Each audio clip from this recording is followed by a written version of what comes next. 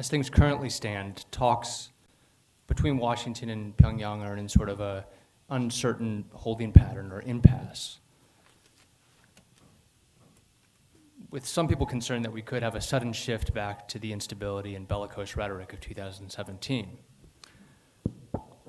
When it comes to the issue of denuclearization on the Korean Peninsula, it faces diverse challenges, not only over what we mean by the phrase, but also that US and North Korea are driven by their own strategic goals and perspectives on how to achieve them. Second, and further complicating the issue, are different interpretations and policy perspectives on the South Korean and US side amidst wider tensions in the US-ROC alliance over burden sharing and future changes to the alliance's military command structure. Third, the issue ultimately necessitates some sort of multilateral engagement and solution involving regional stakeholders such as China and also international actors as well. So in this time of diplomatic impasse, experts at the Stimson Center and Korean Nuclear Policy Institute Society have come together for this timely discussion on how to move forward in the denuclearization of the Korean Peninsula. This is obviously an aspirational goal at the moment, considering current conditions, but it's no less pressing an obligation for us to discuss and try to find a way forward. And we are pleased to join a group of esteemed panelists who bring a combination of deep research and scholarship on the issues, but also high-level policy experience, pragmatic experience. First, we have Dr. Jung Hyun, who's a senior researcher at the Sejong Institute in South Korea and serves as president of the Korea Nuclear Policy Society. He's a former non-resident fellow here at Stimson, and he previously served as the Director General for Policy Planning at the Republic of Korea's Ministry of Foreign Affairs. Next, Dr. Han Yong-Sup is a former vice president and professor of the Korean National Defense University and former director of the Research Institute of National Security Affairs. He was also the former president of the Korean Nuclear Policy Society, and he served as a main negotiator to North Korea for arms control initiatives. He recently published a book titled The Fate of North Korea's Nuclear Weapons. Dr. Wong Know-soon is chair professor at the Ulsan National Institute of Science and Technology and an emeritus professor in the School of Energy Systems and Engineering at Seoul National University. Previously, he led Korean implementation of the IAEA Periodic Safety Review and the development of the Advanced Nuclear Waste Partitioning and Transmutation Technology, known as the PSER Pyro Green, while serving as the director of the Nuclear Transmutation Energy Research Center of Korea and as a member of the Korean National Academy of Engineering. And last, but certainly not least, we have our own Jenny Town. Jenny is a Stimson Fellow and the managing editor of Stimson's 38 North, which, as you all know, is a website devoted to providing policy and technical analysis on North Korea. She was also named one of Fast Company's most creative people in business in 2019 for her role in co-founding and managing 38 North. And maybe most importantly, she's my trusted guide and confidant as I make my transition to DC and to 38 North. I'd also like to just quickly shout out Natalia, Michelle, Sammy, and Ileana, our staff at 38 North, who are integral to setting up this event and others like it. Okay, enough of me. Each of our panelists have been asked to speak for about 10 minutes, a time limit to which I will politely do my best to keep them as the moderator. We hope to keep the discussion moving along. Not only so each speaker and Jenny as our discussant of the panel can get in their remarks, but also importantly so we can get to you as our audience and what should be a nice dynamic Q&A session afterwards. So we'll go in the order in which you were introduced. So Dr. Jung Hyun. Yes. Well, thank you, Clint. Well, actually, I found myself still has a title of a non-resident fellow at Stimson Center. I was a visiting scholar last year, and it's my great pleasure to make some contribution as a non-resident fellow to Stimson Center. Well, we are talking about denuclearization of North Korea, but I feel almost the same as what Clint mentioned. It's aspiration. We still have an aspiration to denuclearize North Korea peacefully, But in reality, reality is becoming more and more harsh and cold, and it's not easy to forecast what will be the end state of this long-term process. Well, as you remember, last October in Stockholm, the latest round of working level meeting between U.S. and DPRK ended without any result, signaling that still there is a huge gap between the expectation of both Washington and Pyongyang about what the complete denuclearization can mean. And also, perhaps you heard about what happened at the end of December in Pyongyang. In every January 1st, North Korea usually announces a New Year's message of their leader. But this year, they didn't do that. Instead, they convened a 4-day Labor Party plenum to discuss their many issues. And after the 4-day plenum, North Korea announced a important decision instead of a Supreme Leader's New Year message. So looking at that message, it seems to me North Korea has made a little bit strategic decision to go its own way, no matter what the cost for their regime. So in that announcement,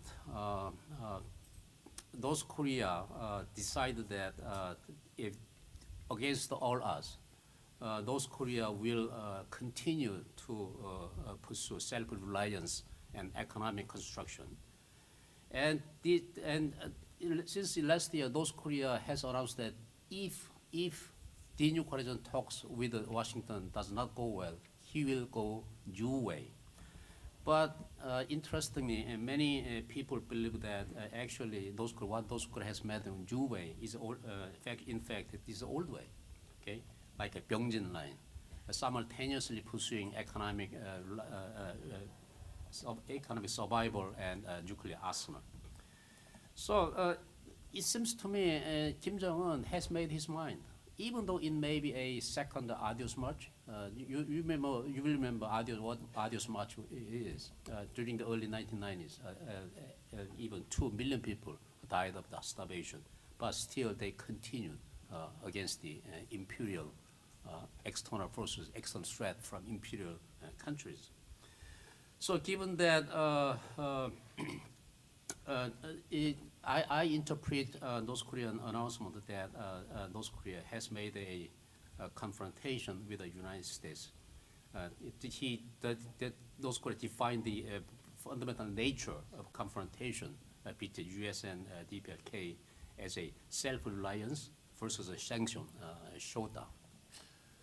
So if you can imagine what will be the next step of Kim Jong-un, no matter what the external pressure and how much he get threat from United States and other external factors, he will go his own way, meaning that he will less and less likely to give up his nuclear weapon, and at the same time try to find a way to survive, maybe partially connected with the Russia and China's help, and mostly some renovating mechanism inside the North Korean domestic economic and political system.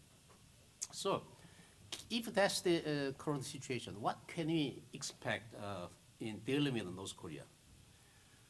Well, last year, perhaps you remember, around the time of Hanoi summit between U.S. and North Korea, people are talking about big deal, a small deal, and even bad deal in North Korea.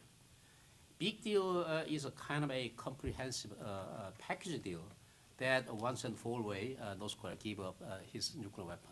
And instead, the U.S. and the international community lift the sanctions, provide aid, whatever. And many people thought that given the Kim Jong-un's adherence to nuclear path, it may not be easy for North Korea to give up a nuclear weapon completely once and for all. So because of that, many people talk the possibility of a small deal, meaning that partial lift sanctions and partial giving up nuclear program, like Yongbyon versus the lifting 5 or 6 sanctions like that. That way did not work. And later after that, many people were concerned because of the Trump's domestic political agenda, re-election for the president election, and impeachment situation. So because of that, Trump may make a very abrupt, not very wise decision giving vis-a-vis North Korea. So that people call that option as a bad deal. So luckily, bad deal did not happen either. So it seems to me still we are pretty undecided about what can happen in the future. And meanwhile, South Korea's Moon Jae-in government is trying to invest in the so-called peace initiative. People who are close to Moon Jae-in administration explains Moon Jae-in government's peace initiative as a triple peace initiative. One is the peacekeeping. This is largely about maintaining deterrence and status quo on the Korean Peninsula. Peacemaking, this is a little more further taking step, military tension reduction and arms control between two Koreas. And finally, peace building. This is the economic expansion of economic cooperation between two Korea and integration of two Koreas into a single economic zone. So if North Korea works smoothly, and if North Korea responded a little more favorable to South Korean initiative, peace initiative, perhaps things can be quite different now. But unfortunately, North Korea does not listen South Korea these days. Rather, intentionally, Kim Jong-un is sidelining Moon Jae-in, President Moon Jae-in. So that's the quite serious situation right now. And perhaps in the future, we may have to find a somewhat creative way to proceed along this stalled bargaining process with North Korea. So, as far as I understand, big deal may not be possible given the current atmosphere. So what can be the option then, alternative? Perhaps agreement may be comprehensive, should contain all the elements of denuclearization, but implementation must be step by step. I think that's an acceptable alternative. And also, we have to, as an interim measure, we have to think about how we reduce the tension on the Korean Peninsula and how to induce North Korea to the bargaining process. First step may be the declaration of the end of the Korean War. This is just a political declaration, so we don't need to pay much. And but the benefit is quite obvious. By ending the Korean War, and inter-Korean relation can be better. And perhaps this will give some incentive to Kim Jong-un to come back to the negotiating table. Well, second step may be a peace treaty where the two Koreas and relevant parties, including US and China, participate. This is one step further, but the condition is quite straightforward. North Korea should start some meaningful change toward the actual denuclearization process. Third step may be international endorsement and like a four-party. There's many formula. 2+2, like those two Koreas signed first, and China, US endorse it, or 4+2, something like that.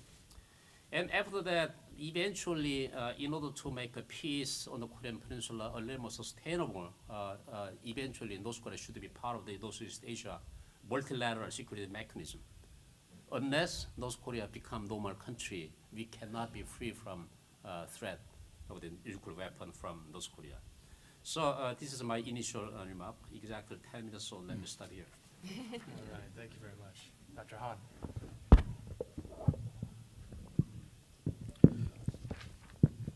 Okay, thank you so much for invitation.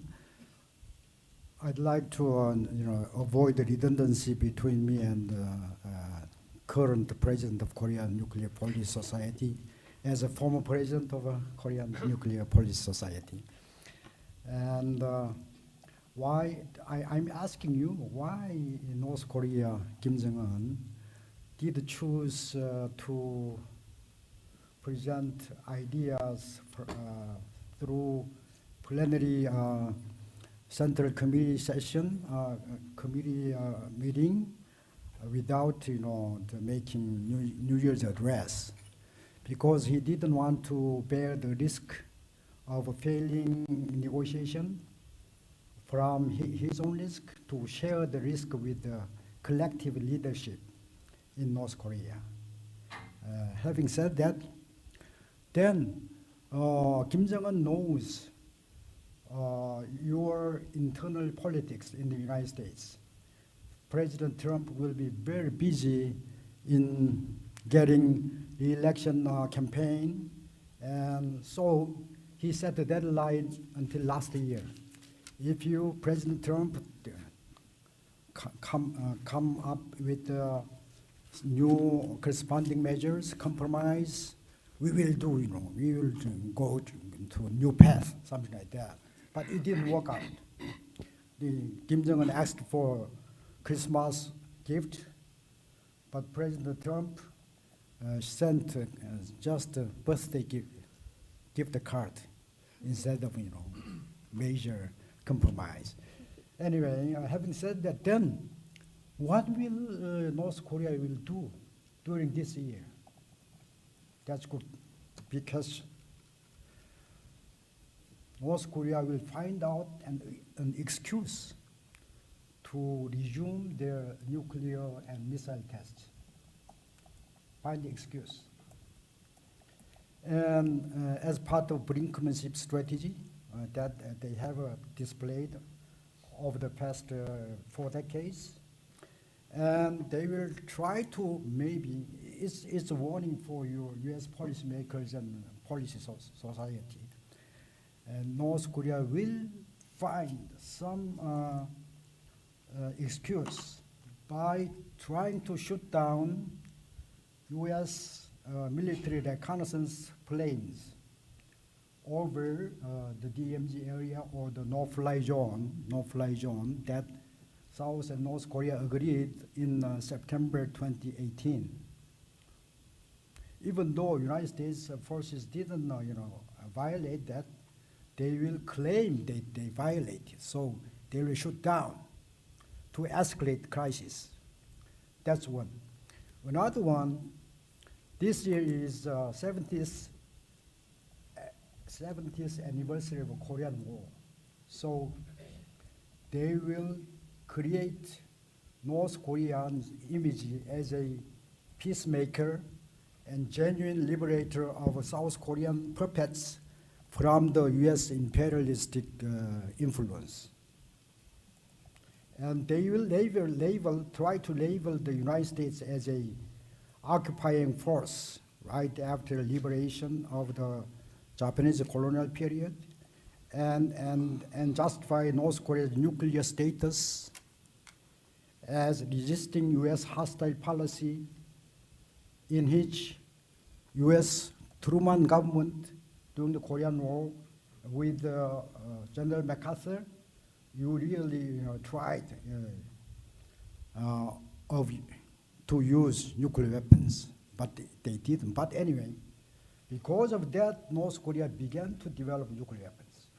So they will upside down the story and giving out this story as a propaganda war during this year. I expect. I saw their Norong Shinmun very carefully. They are doing already.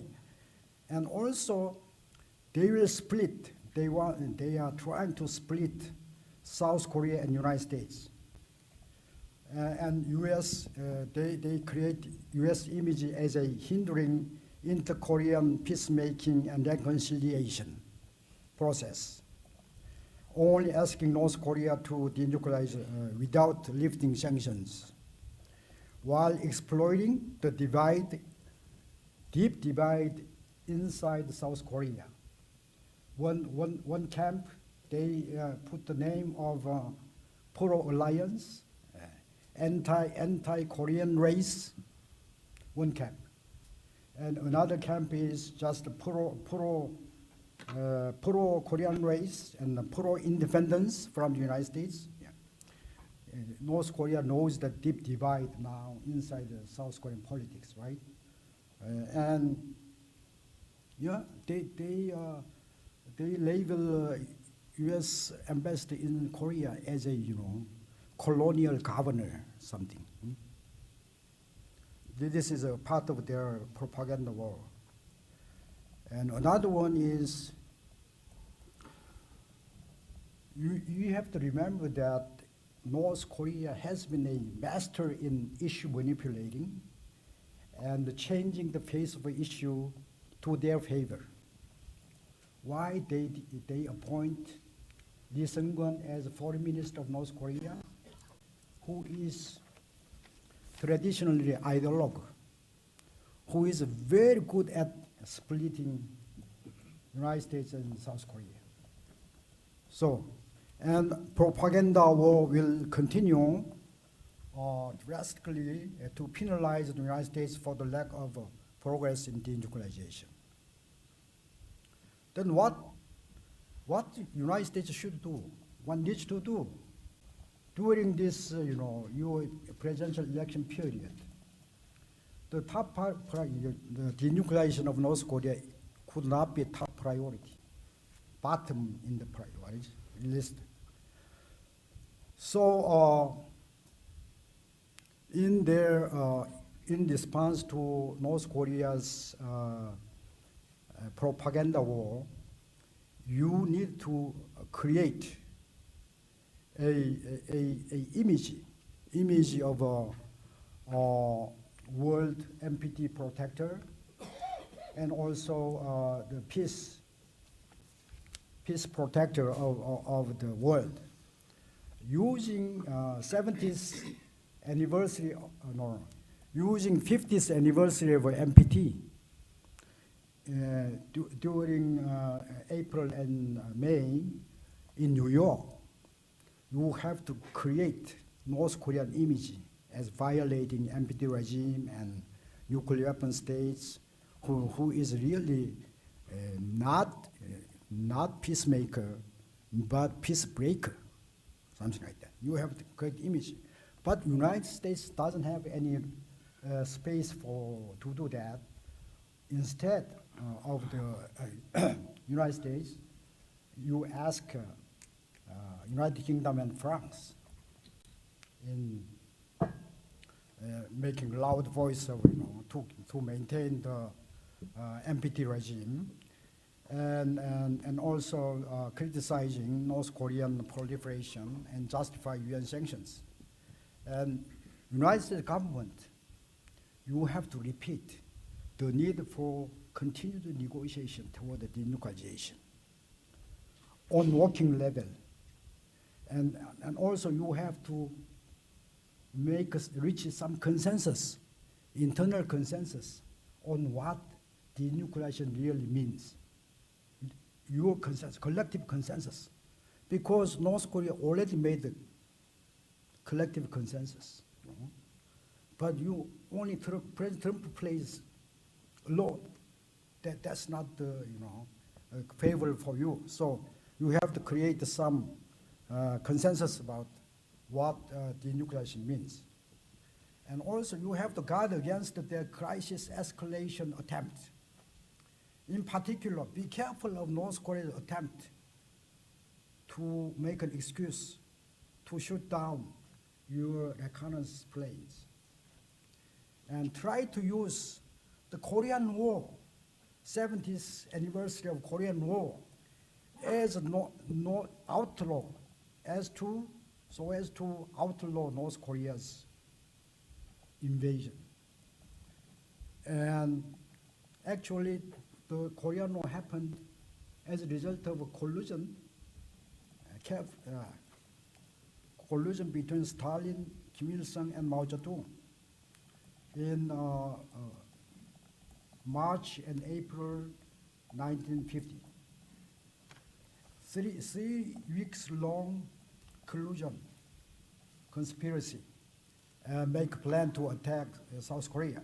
So you have to, using this year, you have to anti-propaganda war to take initiative because it happened June 1950. So using April and May in United Nations, NPT review conference, just depicting North Korea as a violator of international norms and regime, and then Korean War commemoration. You have to do some international seminar about origin of Korean War, and just criticizing North Korea to take away their initiative. That's my presentation. Thank you. Exactly 10 minutes. Last but not least, Dr. Hwang.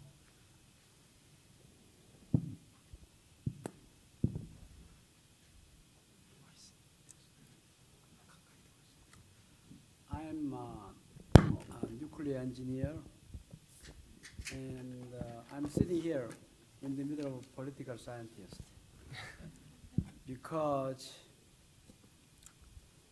I think they are very smart, but they need technology to solve problems. North Korea has been failing in many respects. In contrast, South Korea has been succeeding in all aspects with the great help of the United States. We really appreciate. However, now game is changing. They are undermining whole foundation that was built over last 60 years with close support of the United States and our allies. Why? They're not playing alone. They are working closely with their allies. We all know that. They are bullying us. Each time they shoot a bomb, our stock market drops by $30 billion. So, with this thing continuing, I'm sure United States will see ashes of success made in South Korea. So we don't want to see that either. So what can you do? Kim Jong-un in North Korea is surrounded by 500 families. They are living in great state. We don't like them. They have a terrible value. And as you know, in many events, we can't understand what they are trying to do. I think we should hold up our value and keep our effort going on to denuclearize North Korea and to remove tyranny and abuse of all international mechanisms. But we don't do that. Why? We are confused by too many players.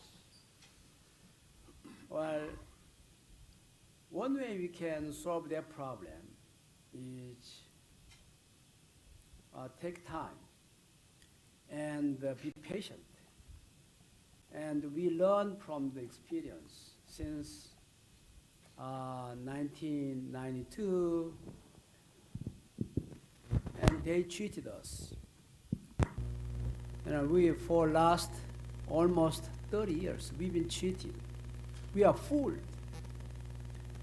But still we are trying to repeat the cycle of misfortune. It's not because we are fooled, but we forget. The experience is not transmitted to new generations, and we are too busy. And experts are not retained, and we're not collaborating with each other in details. So one option that I'm offering as an engineer is to give them a sustainable security and stability and economy. And then those 500 families, I would call mafias, will take it. Because they cannot deny if we can provide them sustainability and security. How can you do that? They wouldn't trust United States, neither China nor Russia. Each country has so many things in dynamics, and they will go in this direction, that direction. All promise can be volatilized. They know that. So I would like to propose to United States think about setting up Asia-Pacific treaty organizations involving Korea, China, Taiwan, Philippines, and all countries except Russia and China. So setting up an alliance, and on that alliance, we provide North Korea economic and political and security mechanisms. They have a talent, they have a capacity to take this role and provide enough return for their support. For example, they have a nuclear capability. We want to get rid of them. So, how can you do that? Most important asset they have is human manpower. So we will take them on the CTR program to establish multinational sanctuary for nuclear peaceful applications. Instead of making bomb, we turn megaton into megawatts. At the same time, Asian countries have many nuclear plants without knowing what to do with the spent nuclear fuels. If you bury spent nuclear fuel underground, as you propose in Yucca Mountain by 1982 NWPA, which you failed for last 40 years, this will become a bomb. It contains 1% plutonium by weight. 500 meters in the depths, it was considered to be providing an immunity against the diversion of materials by National Academy of Science in 1950s, which was wrong. Today's fracking technology will provide very quick means to drill a hole. You put the nitric acid in the canister and suck it up, plutonium, just like a mosquito does of human blood. Then you take 50 kilogram plutonium out of one canister. That will make 10 bombs. Whoever it does will make a big fortune by selling it in black market in Middle East. But United States will be okay because it's a stable country. What about other small countries having political instability and don't know what will happen to the government in next 100 years? And what will happen to IAEA in next 100 years? Nobody guarantees. We'll have lots of bombs all around the world. You reprocess for the vitrified high-level waste underground, that's even more terrible solutions.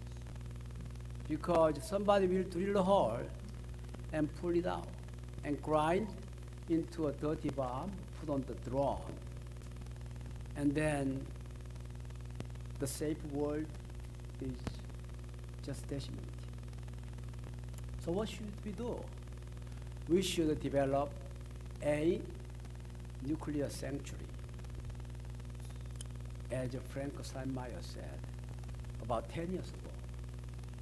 And also El Baradei said about 15 years ago. And President George Bush said in 2006 under the Global Nuclear Energy Partnership. There will be extraterritorial sites where Asian Pacific Treaty Organization will work together with the United Nations Army securing that territory. Then take all spent fuels around that areas, including Japan, Taiwan, and North Korea, as well as South Korea, and then burn them all, turning them into intermediate level waste. Because we have enough technology to decontaminate final waste into intermediate level waste. I'm sorry to tell you, United States is failed. Why? The waste classification in this country is not by risk, but by its pedigree. There was a bad start, but every country outside the United States classified nuclear waste by risk, which means starting from high-level waste, if we decontaminate chemically, then we can turn them into intermediate level waste, or even down to low-level waste. That can last only 300 years and return to natural radiation levels. But even though somebody does in the United States, still that's a high-level waste by law.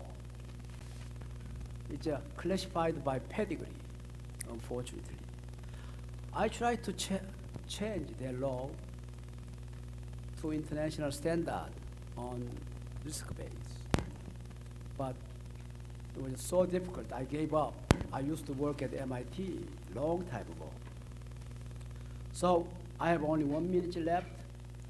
From the bottom of my heart, I'd like to ask you to hold the value. It's not a game. It's not something we can trade. We should get rid of regime that is against our value system. Thank you very much. Thank you, Dr. Hwang. And Jenny is our discussant. Great, thanks Clint, and thanks to all of my Korean colleagues. We've all known each other for a very long time, so it's good to have them here at the Stimson Center as old friends. And I think it's really good to have Korean perspectives and a frank and open dialogue about Korean perspectives on North Korea here in Washington, because I think too much and too often we live in the little bubble here in Washington of what U.S. interests are and what U.S. concerns are. And I like to always characterize U.S. policy as we want what we want because we want it. And that's what people should do, because that's what we want.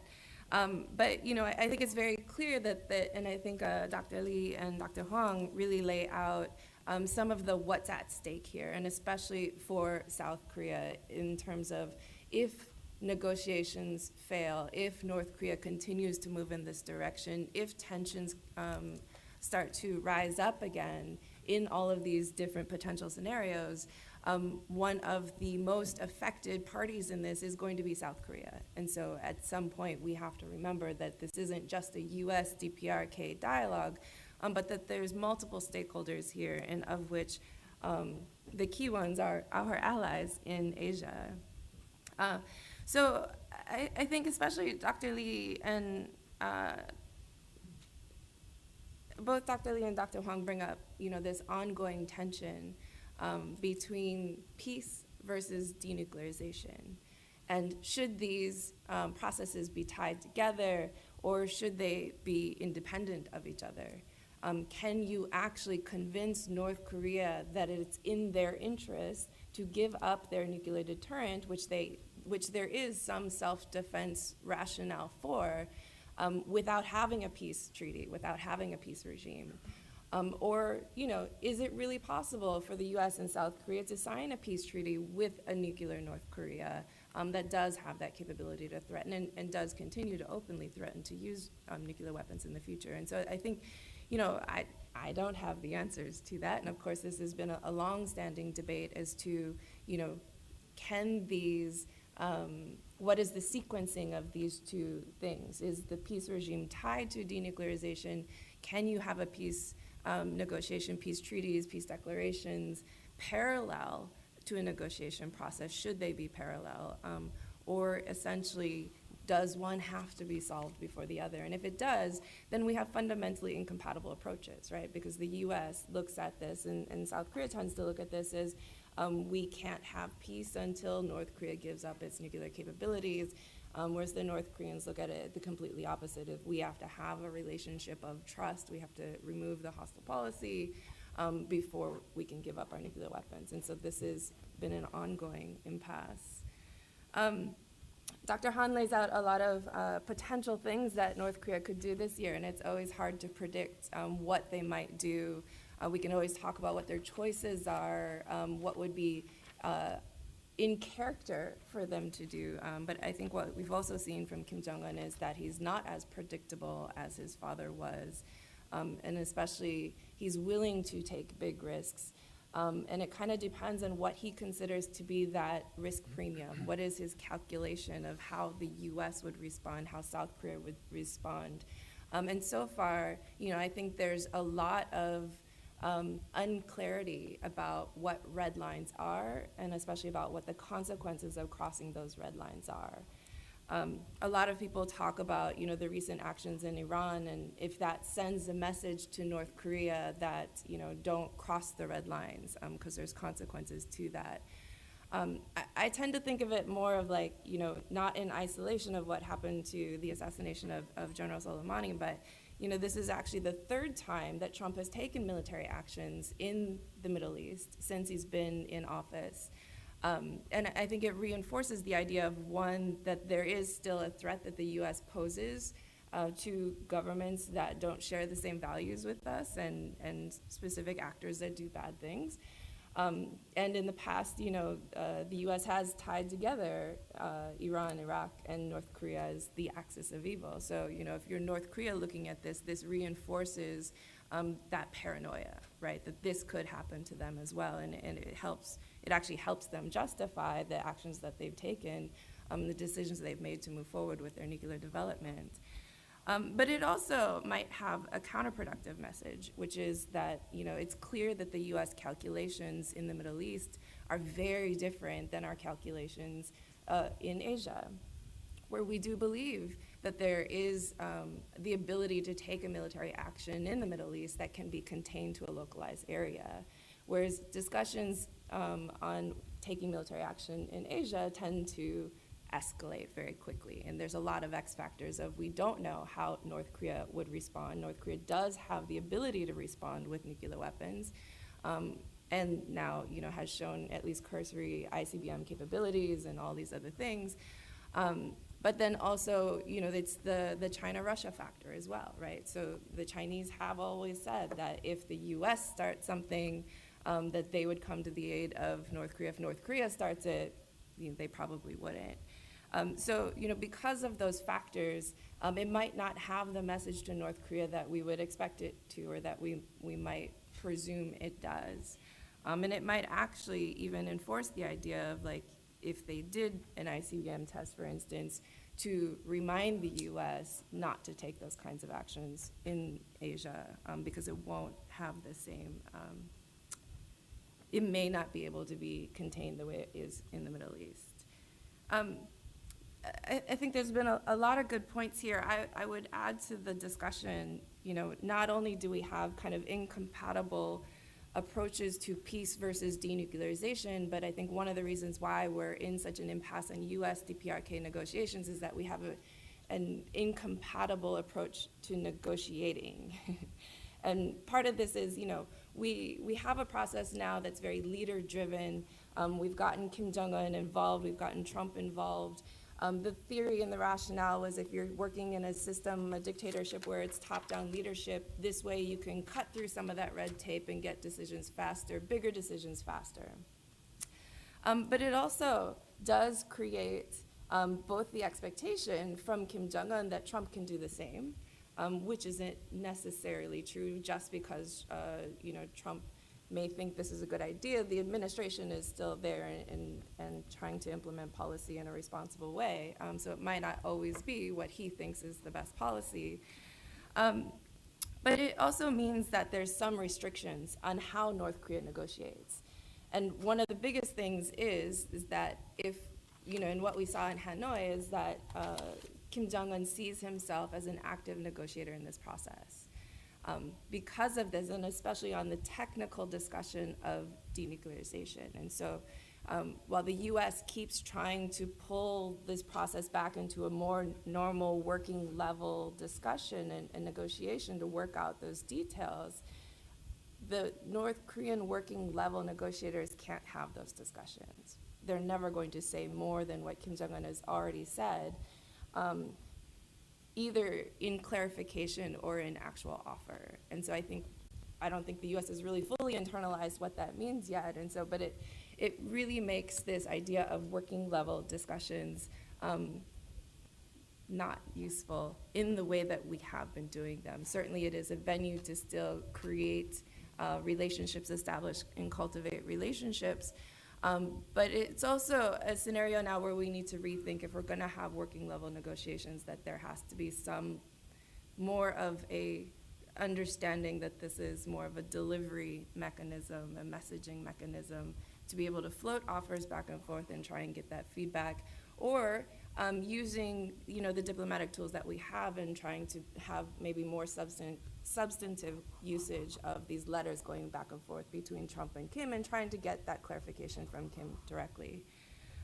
My time is up, but I would like to say that, again, as Dr. Han mentioned, I think there's a lot of need here for greater US-ROC cooperation, coordination, and understanding on these issues, and especially at a time when we have sort of deteriorated relations over SMA negotiations and OPCON, and I hope that we can have more of these dialogues and try and rebuild and create different channels of cooperation on these issues, as this has to be the foundation if we really want to have any success in this process. Thank you, Jenny. And to our panelists, everyone, for more or less sticking to the 10-minute constraint. It's always difficult to distill main points with something that's obviously so complex and difficult. So we do have a fair amount of time, 30 minutes for, a little bit over 30 minutes for our Q&A session. If you do have a question, please raise your hand and wait until the mic is brought to you. And as in any Q&A session, please give us a question rather than an extended statement. I see one hand already. I see two. Okay, 3, 4. Well, I see the first hand back here, the gentleman in the third row. Henry Hecker, retired government. We open the newspaper every few days and we hear there's now talk of another sanction being placed on North Korea, strengthening them tighter and tighter and tighter. I wondered, what about Japan and the Republic of Korea, of course, South Korea, and other nations? Do they have sanctions on North Korea? China continues to deal.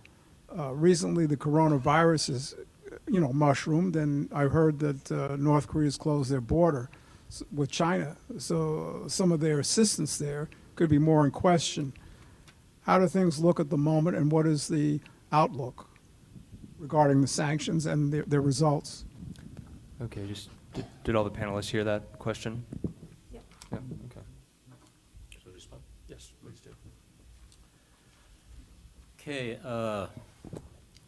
South Korea has also its own sanction against North Korea. When they make some provocation, for example, we stopped the Kumgangsan tourism spot, and also we shut down Kaesong Industrial Complex. And during the past administration, when North Korea make some serious challenge, South Korea made some policy measure. One of which is that South Korea completely prohibited new investment in the North Korean area. Of course, because inter-Korean economic interaction has been mostly one-sided, humanitarian nature. So even though we impose sanctions to North Korea, I don't believe it has a significant impact to their calculation or economic situation.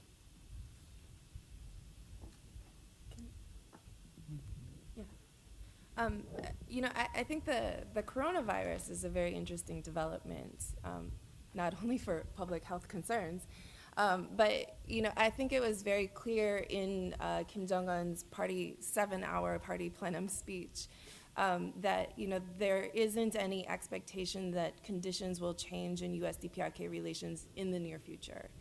And I think there's a lot of thinking that external relations then are going to be focused on more sympathetic states like China, Russia, Middle East, their friends in South America and other places that have kind of been cheering them along as they go through this fight against the sanctions regime. But now, I think a lot of the economic strategy in the short term was really tourism heavy and from Chinese tourists. And now that you have to close the border, I think it does force Kim Jong-un to sort of recalculate what he's going to do next. And is the external relations focused on like China, Russia? If that can't happen, now what do you do? And I'm not sure what his calculation is going to be, but opening areas like the hot springs late last year and working to open Wonsan in April on Kim Il-sung's birthday, these kinds of things, the last thing you want is to open these new resorts and then have them be empty. So I do think we probably will see a delay in the opening, depending on how long this quarantine lasts and how long it takes them to get this under control. We probably would see a delay in the opening of Wonsan, and I think you'll probably, I think the North Koreans are probably trying to think through now what their next steps are going to be. The second hand I saw is the gentleman here in the second row, and then you will be next.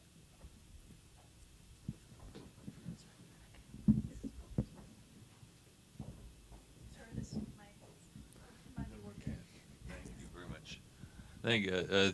My thanks to all speakers for their useful presentations. I'm Bruce MacDonald. I've taught the nuclear nonproliferation course at Johns Hopkins SAIS the last 7 years. First, I was glad to see the point made about closer consultations. I think that's important.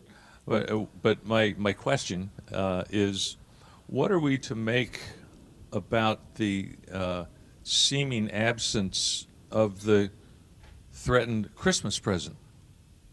That we have, there was, the North Korea had promised us, North Korea's leader had promised us the United States a Christmas present if we didn't change our ways, and so far there doesn't appear to have been a Christmas present. What should we read into that or not read into it? And what does that portend for the future? I frankly was surprised. I thought at least we might get a cyber attack or something that would be maybe easy to dismiss, but it's surprising to hear a threat from North Korea that was so clear, seemed to be so clear, and yet not followed up on. What do we make of it? North Korea is very good at giving surprise to the world. It's kind of a strategy of a surprise. And why they keep the deadline of a Christmas gift? Because Kim Jong-un was very desperate at securing U.S. corresponding compromise on concession on denuclearization, because Hanoi talks failed, and that's only for Kim Jong-un.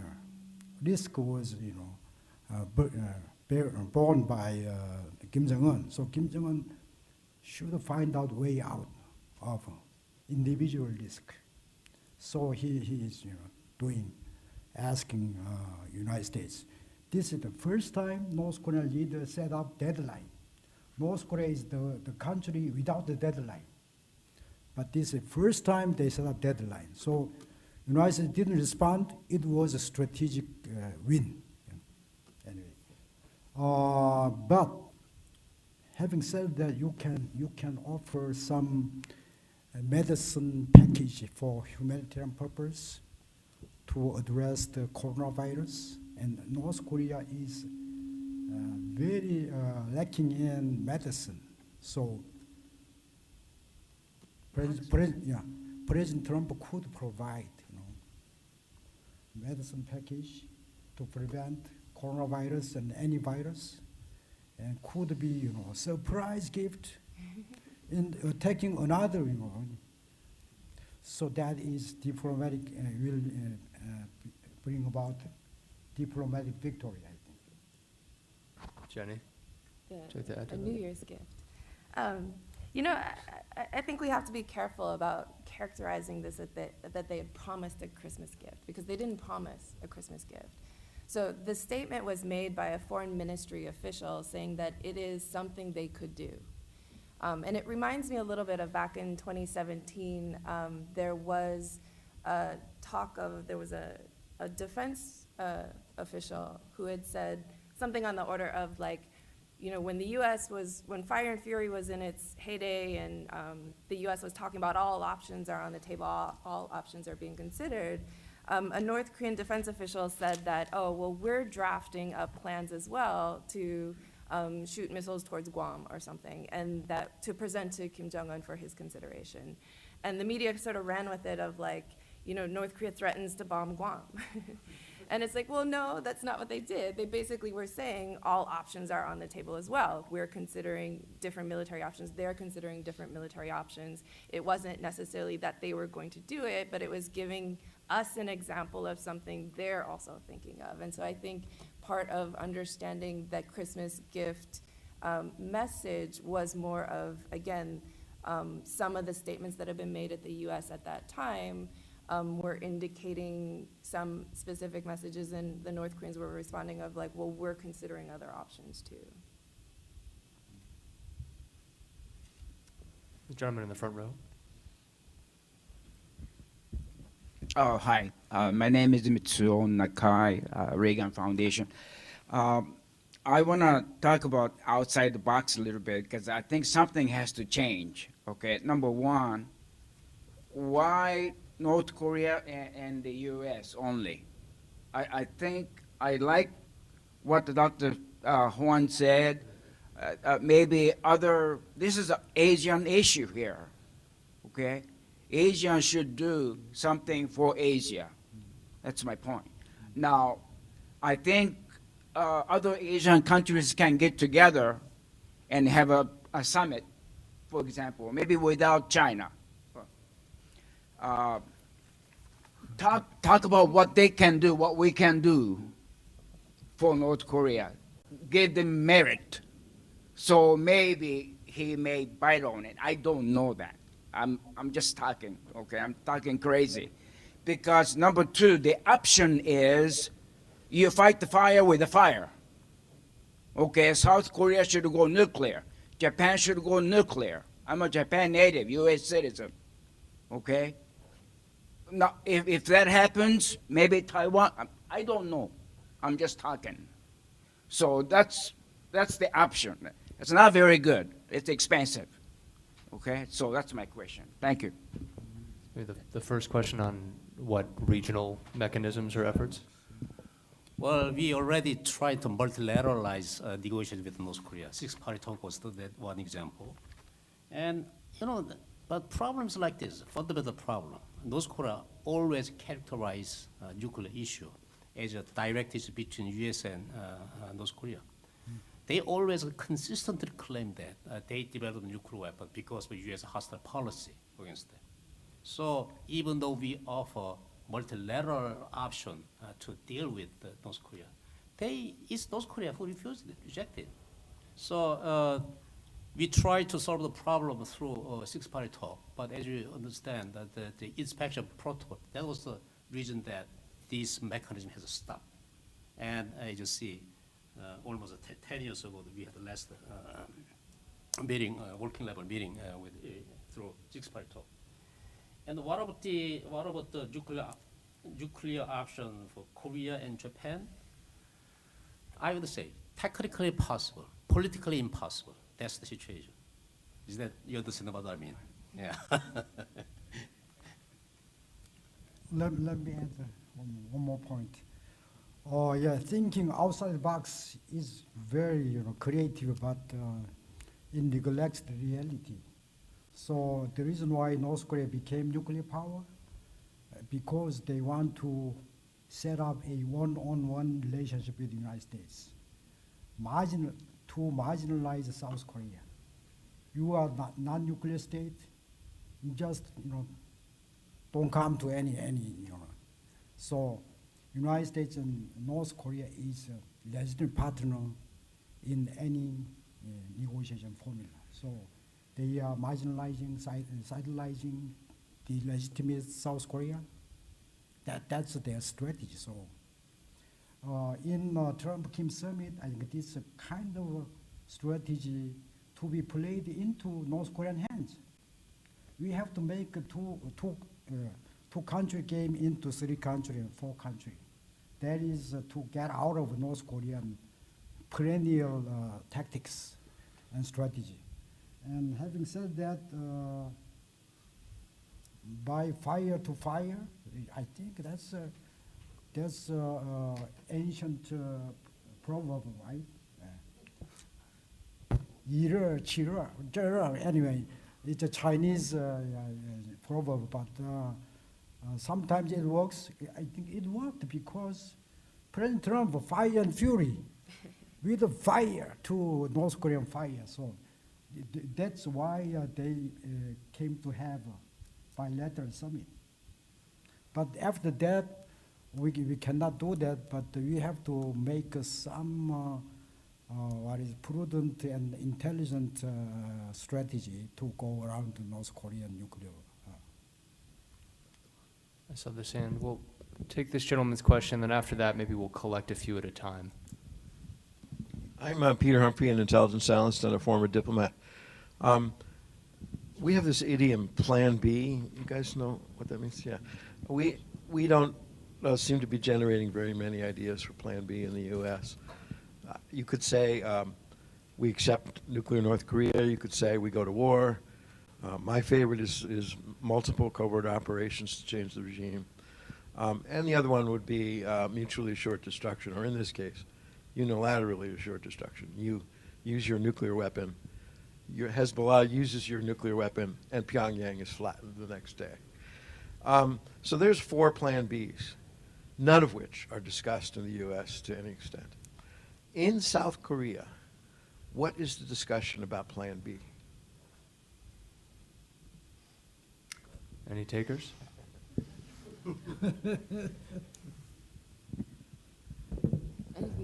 By nature, Plan B is a secret, so Yeah. I cannot tell that. But it will be absurd if you do not think about the Plan B, right? So many options are being considered, I think. I cannot say publicly, but it doesn't mean that we don't have any Plan B. I think that's true in the U.S. as well. Plan B, certainly there's many different scenarios of Plan B, but it's not the one that they're going to talk about publicly right now. Their policy is to continue to pursue diplomacy until there's some reasonable reason to stop. Well, I'm not sure how South Korean government is thinking about that option, but as a among expert group, there's a wide range of Plan B. Like, for example, why don't we accept North Korea as a de facto nuclear weapon and try to change the denuclearization talk into arms control talk? The dilemma is that as soon as we change the nature of that talk, we have to acknowledge North Korea as a nuclear weapon state. That's a fundamental dilemma. Another Plan B is quite obvious, as this gentleman thought, nuclear option. Why don't we make our own nuclear weapon? South Korea has 24 nuclear reactors. We have a bunch of spent nuclear fuel, and we have a technology. But as I mentioned, it will be quite a difficult political decision.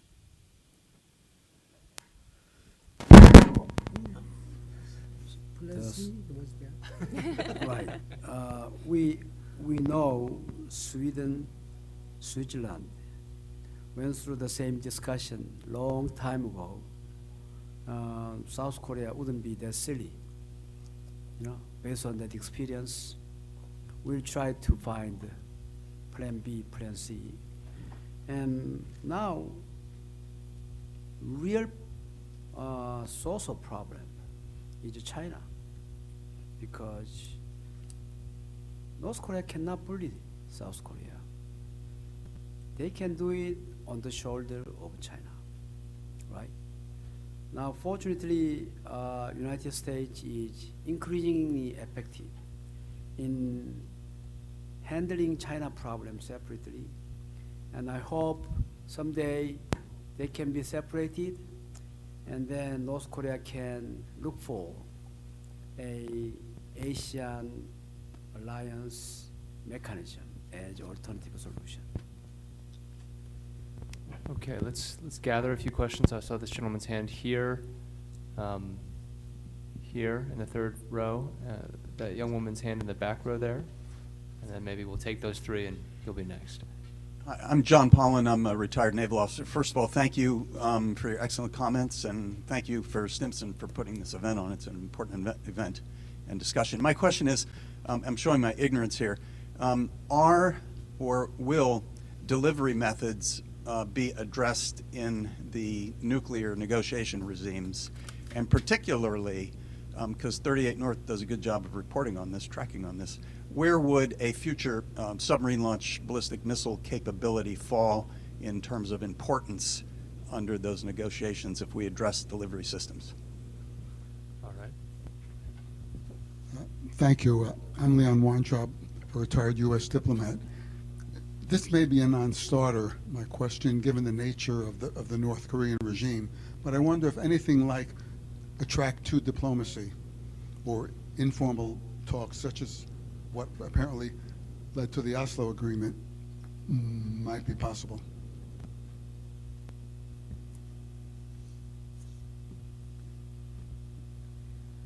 Thank you for your great presentation, and I'm Ayn Han from Carnegie Endowment. My question is, as you mentioned before, Kim Jong-un seems to ignore South Korea and President Moon and set aside us from nuclear negotiations. So I want to ask you, panelists, what South Korea or South Korean government can do something, if there is anything we can do, to solve the nuclear, North Korean nuclear problem? Thank you. Okay, so just to summarize, are or will delivery capabilities be addressed, in particular SLBMs, in any negotiations? And it may be a non-starter, but what role can track 2 diplomacy play, maybe restarting negotiations? And then lastly, considering Kim Jong-un's stonewalling of the Moon administration, what can, in fact, Seoul do? I can start. Jenny?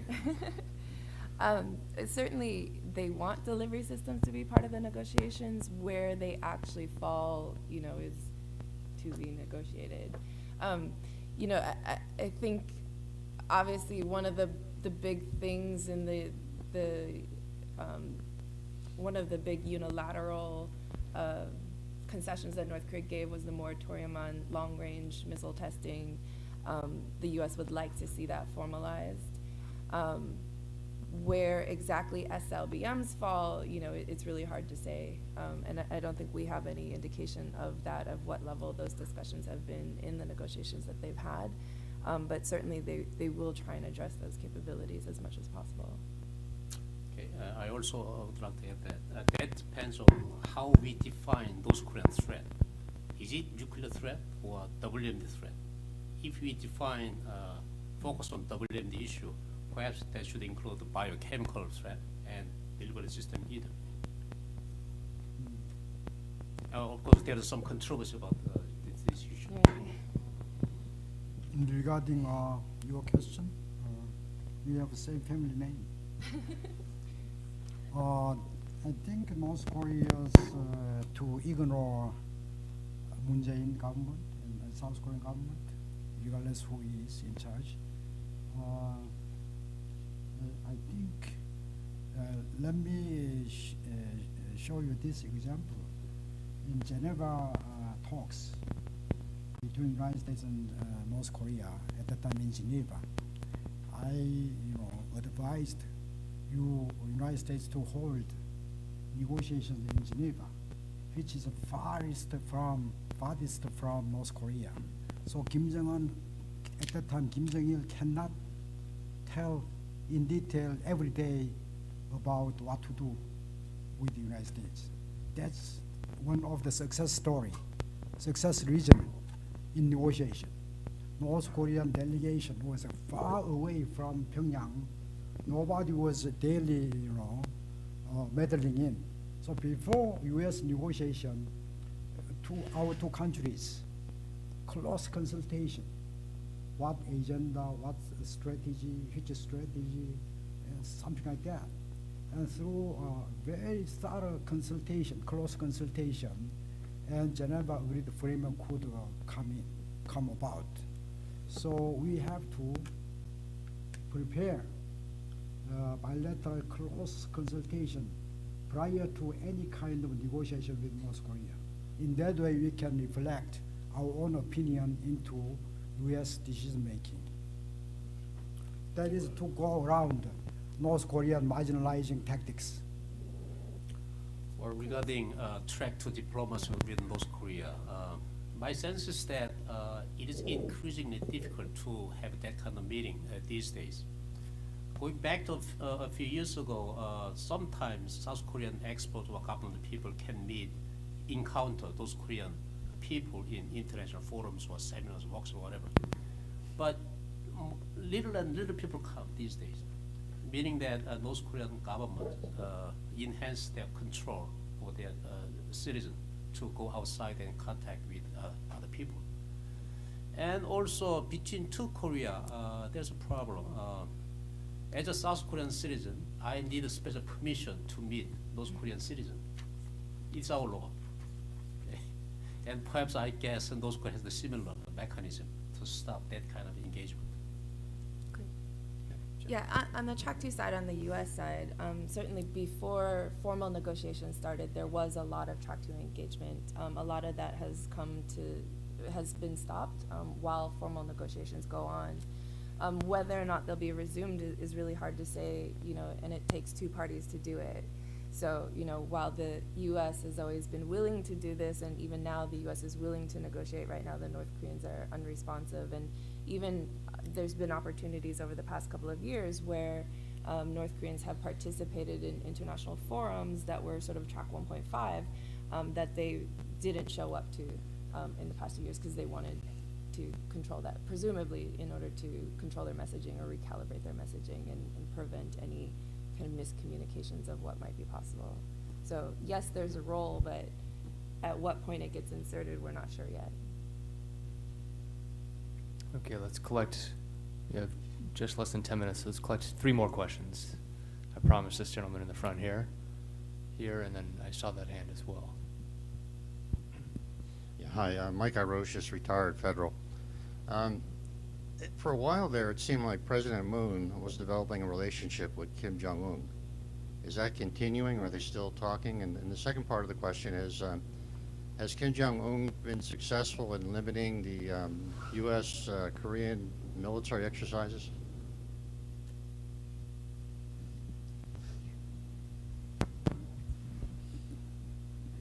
This gentleman here in the front as well. Richard Coleman, CBP, retired. It's not really on the official agenda, but I guess it's got to be part of the atmosphere, the cyber warfare. And I think I read that the North Koreans win the hacking contests, that there's real talent there. What's the status of that, and how does that provoke enmity between the two? The gentleman in the back there. Yes, Wayne White. I work in international development. My question will be about the status of South Korean-Chinese relations. I mean, there's a whole literature on buffer states. Buffer states usually are landlocked in the central of a landmass, and buffer states become stronger when they're allowed to play off both sides. South Korean prosperity matters. Also, this is not 50, 70 years ago. I think even the most paranoid Chinese leadership would not really think that the United States is planning a land invasion of China through the Korean Peninsula. That sort of concern should be almost totally eliminated from compared to 50, 70 years ago. And although not to be naive, but still China prefers trade and economic development to gaming, to wargaming. So the question, so that to color the question again, status of relations, South Korea and China. Thank you. And Soon Hwang, can we have a question from our visiting fellow in the back row? Oh, no, it was over here. Okay, excuse me. The gentleman over here raised his hand. We'll take one more question, and then we're going to have to at least address those that have been posed. Hi, thanks for the presentations. Bill Moon, former Defense Threat Reduction Agency and now with the University of Maryland. My question is, given the difficulty of reaching a comprehensive agreement, do any of the panelists think that North Korea would consider interim agreements that might begin a denuclearization process along the lines of what we did when we denuclearized Belarus, Ukraine, and Kazakhstan? Okay. The status of the Trump-Kim friendship, love affair? Moon-Kim. Oh, excuse me. Moon-Kim. And then has KJU been successful in limiting military exercises?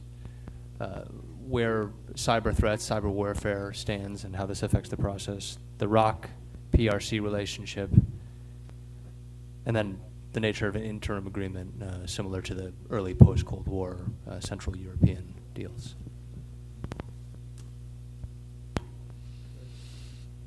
Okay, let me start with the Moon-Kim friendship. Well, it was good at the first part of the Moon Jae-in administration. In Korea, you have to understand that a usually liberal or progressive government tend to focus on engagement with North Korea. Conservative government tend to emphasize more reciprocal, transparent relationship with North Korea. So as you understand, current Korean government is on the liberal side. So from the beginning of his term, Moon Jae-in, President Moon offered us, how can we engage North Korea? And because of that, he made many, many good pledges. Unfortunately, most of them did not accomplish yet. So that's why North Korea is quite angry these days. And also, stopping U.S.-Korea joint military exercise is one of the North Korean demand. And South Korea accepted it and strongly persuaded the U.S. counterpart to stop. The rationale was like this: if we stop temporarily joint military exercise, it can be a good incentive to bring back to North Korea to the negotiation table. But as you see, denuclearization talk delays quite significantly, and because of that, there's some controversy whether or not we should stop this exercise permanently, or what time is the right time to resume this exercise. So still, this is a very controversial issue in Korea. And South Korea-China relationship. Even though Korean government characterized the Korea-China relationship as a strategic partnership, something like that, but I don't think it's a strategic relationship. It's a kind of a traditional Asian suzerainty system like that. China still views its vicinity, neighborhood countries, as a small, minor fellow that must listen China's words and must show obedience to China. I think that even though they do not expressly talk about that, but I can feel in Chinese people's mind they have such a sentiment that exists still today. And recently, when United States forces in Korea deployed the THAAD system, terminal high altitude air defense, and it was the joint decision between U.S. and Korea because we are alliance relationship. But ironically, China revenged through economic instrument against the South Korea. That's the kind of relationship we feel. Okay? So these days we can't, even though we are alliance partner of the United States, we cannot ignore the reality that China is our #1 trading partner. China has South Korea has a lot of economic stakes in China, and a lot of social cultural interactions going on. So security is security, and economy is economy. So I would say that we have to accept that reality. Would anybody like to comment on the role of cyber threats and cyber warfare? My additional comment about the South Korea-China relations, I think Chinese government tend to tell us, South Korean counterpart, in the ministerial talks or diplomatic talks, they say that United States, a country, tell a lie. Officially. And United States, the U.S. imperialist, say that to us. You know. But how to go around that? I think we need some kind of mini multilateral or trilateral dialogue, strategic dialogue. It's better for United States to include South Korea in the talks, whose agenda is, of course, have to be inclusive. By doing so, you can mediate Chinese attitude toward neighboring countries by demonizing United States as a imperialist, something like that. So that is very important for your research institute in the United States. Just holding Sino-American conference, sometimes you have to choose, trilateral or quadrilateral. That's better than just a simple bilateral thing. And cyber warfare, I think North Korea is notorious in conducting cyber warfare since the early 21st century. And this is, we have to find out some fora to discuss about that. And we have to, ALF meeting or multilateral meeting, we can, raise this issue and to the international fora. The cyber terror issue is really becoming serious. We operate a nuclear power plant, and we believe North Korea has hacked the information system, even though the utility company declined, and the severity as high as the outside criticizers think. And the nuclear community is working with the United States to install advanced systems, but there have been some concern within the U.S. that this information system may make its way to North Korea because of internal connectivity. So I think this is really compounding, and I think South Korea may have to find their own solution. Okay, Jenny, you want a few closing remarks? Just a couple of points.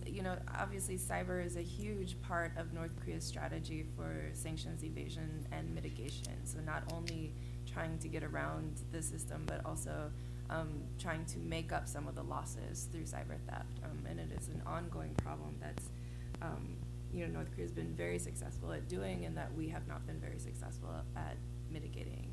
And so it's something that has to be dealt with on more of a strategic level and not just in the shadows. In terms of, is an interim deal still possible? I think at this point the relationship between Trump and Kim shows and what they say about each other, what they don't say about each other, I think does show that there's still some political will to consider. The question is, what's the offer going to be? And so far, we haven't agreed on substance of the offer, and we haven't agreed on how to negotiate what that offer will look like. And those are still things that need to be worked out at a time when Trump's near-term credibility is in question with the impeachment process, and long-term credibility is in question with the election process. So all of those are kind of complicating factors that prevent really robust success. We have one very quick closing remark. About Belarus and Ukraine, I think that deal was made possible by two factors. One is the called détente, and the other one was the security guarantee offered by Russia and other Western countries. So can you have a détente today among great powers? Unfortunately, the situation is negative, right? Because of the great power competition and return of geopolitics. Or the victim is INF Treaty, Iran JCPOA, and what else? The Paris Climate Agreement, something like that. And also security guarantee. Who will back up those? Who will guarantee those Korean security? Will China do that? North Korea does not trust China as much as the United States.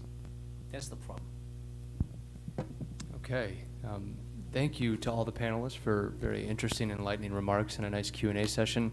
Unfortunately, I think we've come full circle and ended back where we started with an intractable issue to which none of us has ready answers or solutions. But we have to keep the ball rolling somehow. Thank you, everyone, for coming to join us. I might ask us all to just give a brief round of applause to our panelists. And please be on the lookout for further programming here at Stimson and 38 North. Thank you for joining us.